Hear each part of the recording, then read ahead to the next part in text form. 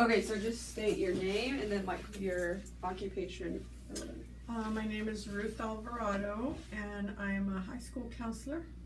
Okay, can you describe a little bit like our school makeup, if that makes sense? Like, Yeah, so at Desert Oasis High School, the majority of our students are either here because they are lacking credits for graduation, and so because we are considered an alternative high school to the other high school that we have in town, it's usually like 2 credits less than the other high school, and so we have a lot of students who are behind in credits, a few who may be here due to a behavior issue at the other high school, and then the third population would be students who just choose to come here because it is a smaller setting, smaller classrooms, more one-on-one. what do you think the ethnic makeup of the school is, like percentage-wise? I would have to say like 95% Hispanic. That's kind of what I was thinking too. Yeah. So my paper was on kind of the whole idea of immigrating here, you know, with all the reasons why it would make a better life, and then some of the unexpected things or negative things that happen. Have you ran into any of those problems, especially with like high school students?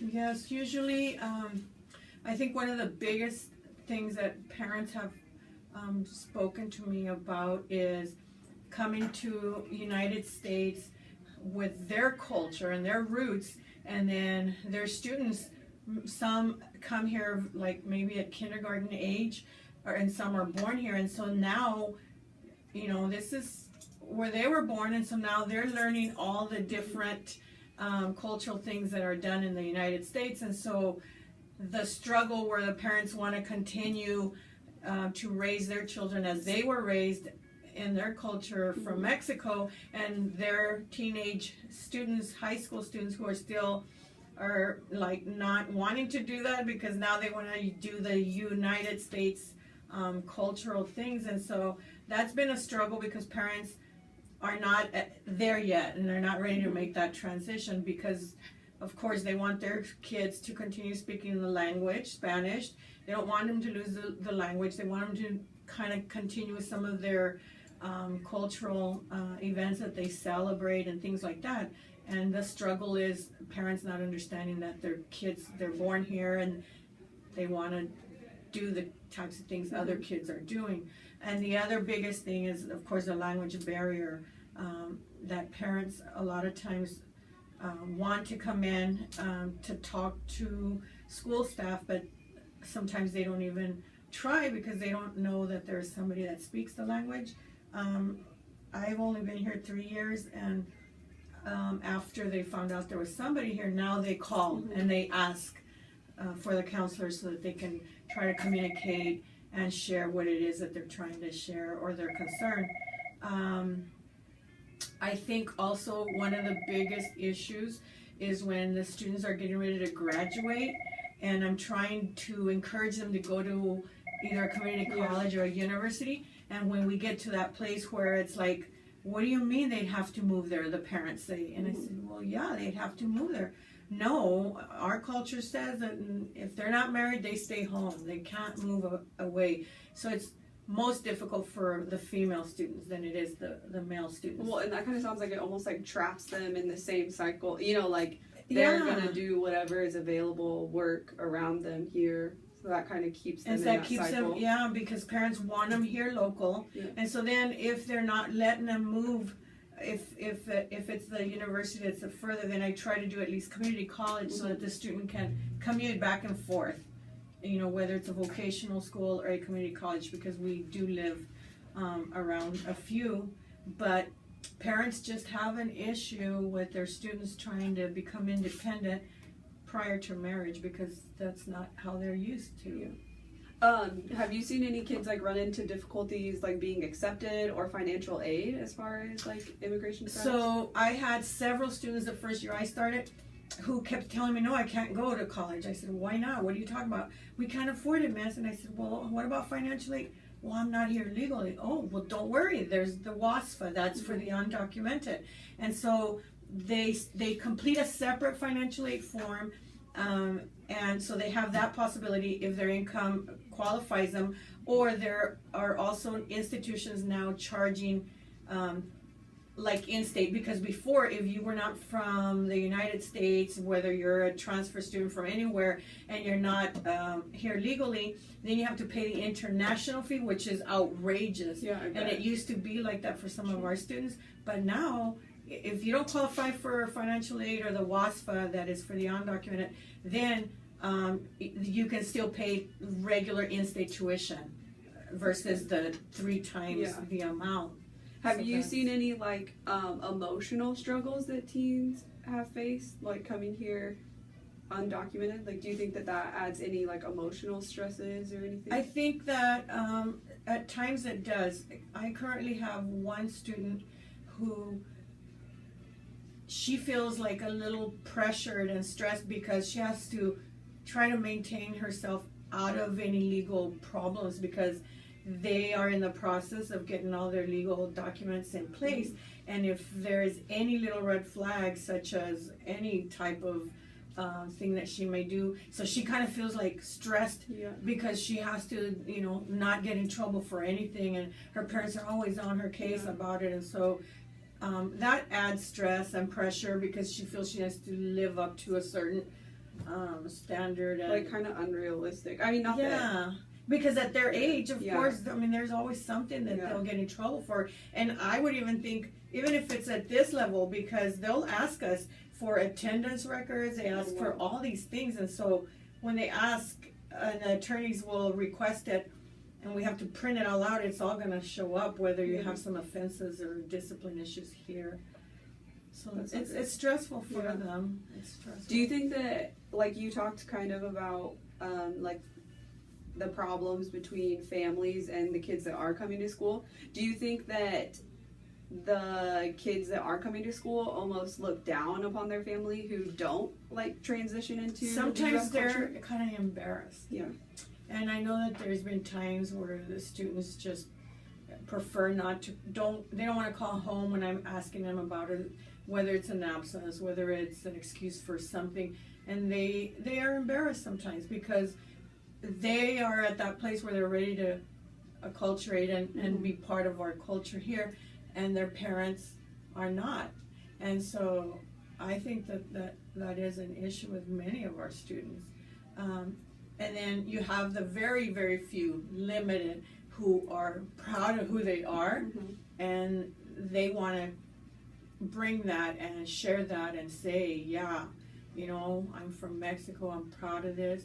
But I would have to say maybe 2 in the whole 3 years that I've been here who have kind of shown that interest in their... Do you think the ones that are like really proud get kind of mad at like the dominant culture for not like just accepting kind of different heritages, Sometimes it's difficult on them because they feel, of course, that they're being marginalized and they're being, and that there's like that divide. And I think a lot of times it's, so like I'm Mexican American because my parents are from Mexico, but I was born here in the United States. And so I'm Mexican American. Well, then you have students who are Mexicans because they were born in Mexico and they're trying to get their legal documents in place. So a lot of times they feel that people have these separate little groups and they feel that they're not even asking me to even know, and they're just judging based on where I come from. And that would be hard too because I feel like you can't really create your own identity because you're being told by society and the other whatever you are. And you have students who are here and who say, well, if they want to live here, they need to speak the language. Well, already it's so difficult that these kids were brought here. They probably have to swim the river, or they were brought over by a coyote through the desert. And so already that was a big, huge struggle for them to get here. Then they have to find a place to live in. Then their parents have to find employment. It's so difficult for them to find a good paying job because they don't have any legal documents. And so there's all these little struggles, and when they come to school not knowing the language, and then people are telling them, well, if you want to be in the United States, you have to speak the language. Well, give them some time. I mean, they have this trauma from, you know, just getting here, and then they're coming to school thinking, great, I have this opportunity, I can learn. Because in Mexico, they have to pay for all their schooling, they have to pay for all their books, they have to uniforms, everything is paid for. There's no free education in Mexico. And so when they come here, they want to take advantage of this opportunity, but then they show up and they feel like people are trying to force something down my throat too quickly. Well, and it kind of looks like they're almost like looking down on them too, in a way. It is. Like, I don't think, like, from my experience, the kids that do come from Mexico, the teachers aren't like, oh, you did school somewhere else, okay, then you're all caught up. It's almost like, oh, well, that didn't really count because it's not here. And so a lot of times I tell students, you know, if you're coming from Mexico, do you have a transcript? Show me what you did. Mm-hmm. This way we can kind of get an idea where you may be, what we need to do, and then at least make them feel like, yeah, what you did do does count. Yeah. It's valued, you know? Yeah, I agree. It is hard for them to have to, already not knowing the language, and then having to compete with other students. It's really hard. And compete with students that have grown up in this culture and like know the rules, you know what I mean, and like know how to succeed. And then you're coming to a totally new place, and your parents can't give you that much advice because they're still learning, you know, the culture here. And if they go home, sometimes, you know, I have teachers, can you call this parent? This student isn't doing his schoolwork. So I call home, and sometimes you have, because we don't just have people from Mexico, we have other dialects. They don't just speak Spanish, but it's like a Mixteco, another dialect. And so sometimes when I call home, well, I can barely communicate with them because they speak very little Spanish. And then I'm trying to tell them, well, your student isn't doing their homework. Well, parents don't read or write even Spanish, much less English, so they really can't help that student, you know. And so now we have one translator that's working here at the school district that I can call on, and she can help me so that we can communicate with those parents. But those parents are already making that extra effort, and they're learning the Spanish language because they come here and they're like, oh, well, how am I going to communicate? So at least if they're learning the Spanish language, and they're able to communicate with other people that they live around. Is there any other issues that I haven't brought up or you haven't brought up that you notice for teenagers here that have to do with like immigrating here? I'm trying to think. I think those would be the biggest ones, just acculturating, coming to a new system, and then the language barrier, and then there's a lot of them are so intelligent and they want to continue to go to community college, vocational, and then the money issue, you know. And so a lot of times that's a place where they stop, just not because they're not capable, but because financially. And so what I have been encouraging students is to also seek out and look for any scholarships that are out there that don't require, you know, their legal status. And so a lot of them are based on their GPA, or a lot of them are based on whether you're a farm seasonal worker. And so there's other things out there. And so a lot of times that encourages them, and they feel good because they're like, wow, I didn't know there was anything out there for me, since, you know, they think it's all based on their legal status.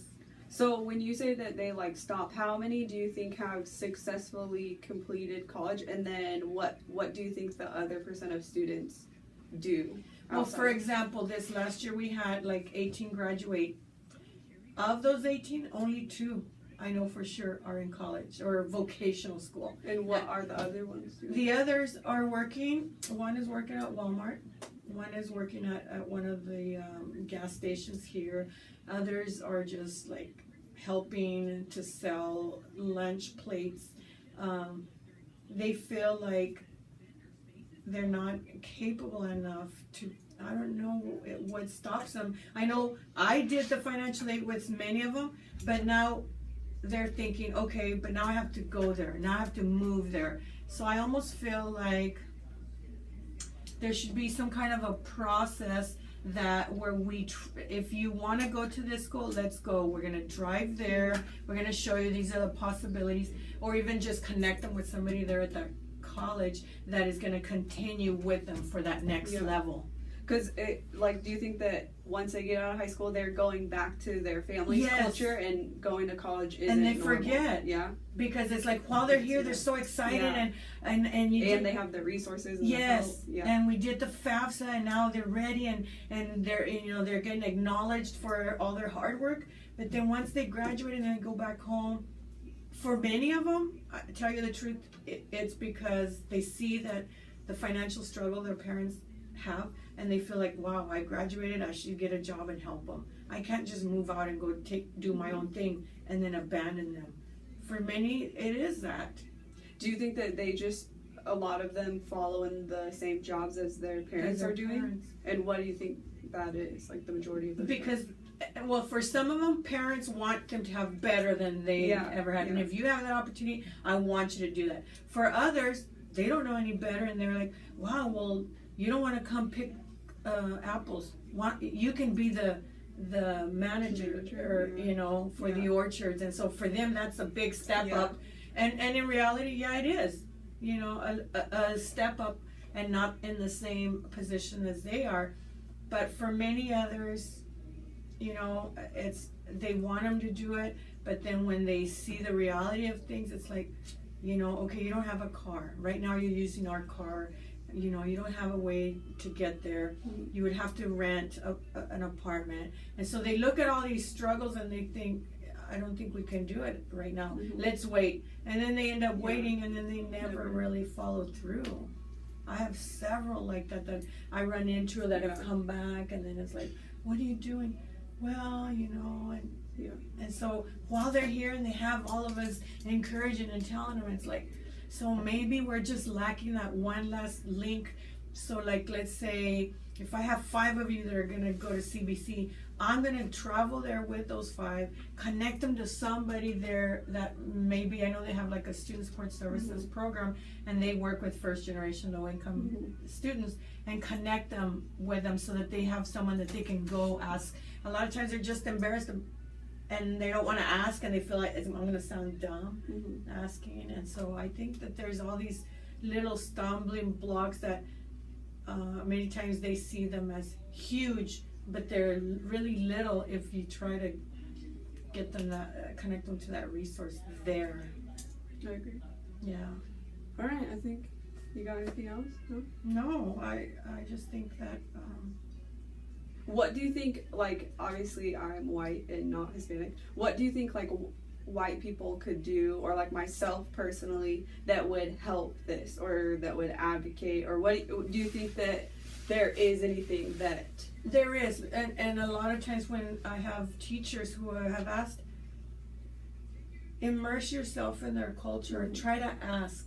Yeah. And I think it would be so good if we had like one assembly where our students stood up and did a presentation about, because even though they're all Hispanic or Mexican Americans, they all have different little traditions that are different. And so for them to do an assembly where they could present and talk about their culture, and that way teachers are like, wow, I didn't know that about that culture, and that's going to help me to better help these students, to better understand them, to know where they're coming from, and so that teachers are able to connect better with the parents. I think that when we have the parent conferences and parents come and they see the interest and that you really want to help their child, that means a lot to the parent, and they respect that a lot. So I think if they saw that you're wanting to learn more about where they're coming from and about their needs, they'll be more willing to participate and be part of all the other school activities. I completely agree. Awesome. I think that's a good ending note. Yeah. Thank you. Cool. Yeah.